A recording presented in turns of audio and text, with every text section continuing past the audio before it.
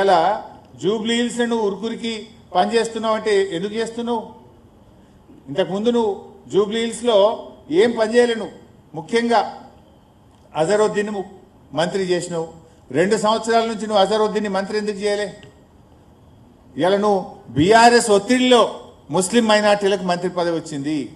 BRS ఒత్తిడిలో నేను NTR statue పెడతా అంటున్నావు, పీజేఆర్ స్టాచ్యూ పెడతా అంటున్నావు, గిగ్ వర్కర్ల బిల్లు పెడతా అంటున్నావు, కొల్లూరులో పోయి డబుల్ బెడ్రూమ్ ఇల్లు రేషన్ షాప్ పెట్టి ఇనాగ్రేషన్ చేసి వచ్చినావు ఇమీడియట్గా పోయి.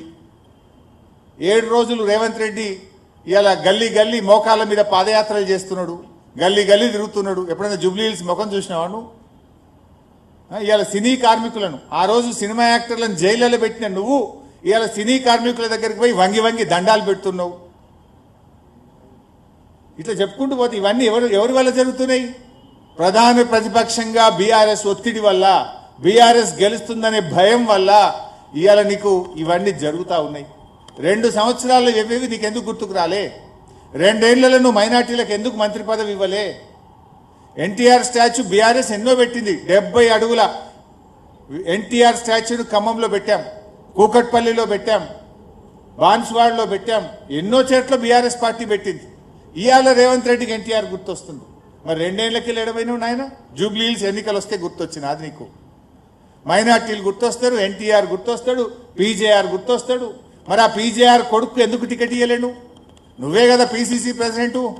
నిజంగా నీకు అంత ప్రేమ ఉంటే పీజేఆర్ కొడుకు ఎందుకు టికెట్ ఇవ్వలే? ఇవాళ పీజేఆర్ మీద నీకు ప్రేమ గుర్తొస్తుందా? పీజేఆర్కు మంత్రి పదవి ఇవ్వకపోవడం వల్ల, కాంగ్రెస్ యొక్క అరాచకం వల్ల ఆ రోజు పీజేఆర్ చనిపోయింది గుండాకి. ఇవాళ నువ్వు పీజేఆర్ మీద ప్రేమ వలకపోస్తున్నావు. కొల్లూరు డబుల్ బెడ్రూమ్లో ఒక్కనాడన్నా కేసీఆర్ కట్టిండనే నెపంతో ఒక్కనాడు 2 ఏళ్లలో మీరు పోలే. ఇప్పుడు రోజు ఒక మంత్రి పరిగెత్తుతుండు, ఒకలేని కొగలు ఉరుకుతుండు. ఒక ఆయన పోయి దవాఖాన పెడతా అంటుండు, ఒక ఆయన పోయి రేషన్ షాపులు పెడతా అంటుండు, ఒక ఆయన పోయి నేను మున్సిపల్ చెత్త ఎత్తడానికి బండ్లు పెడతా అంటుండు, ఇంకొక ఆయన పోయి అంబులెన్స్ పెడతా అంటుండు.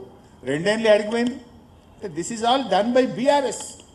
బీఆర్ఎస్ అనే ప్రధాన ప్రతిపక్షం ప్రశ్నిస్తుంది కనుకనే ఈరోజు ఒకటొకటిగా జరుగుతున్నటువంటి పరిస్థితి గడబడతా ఉంది.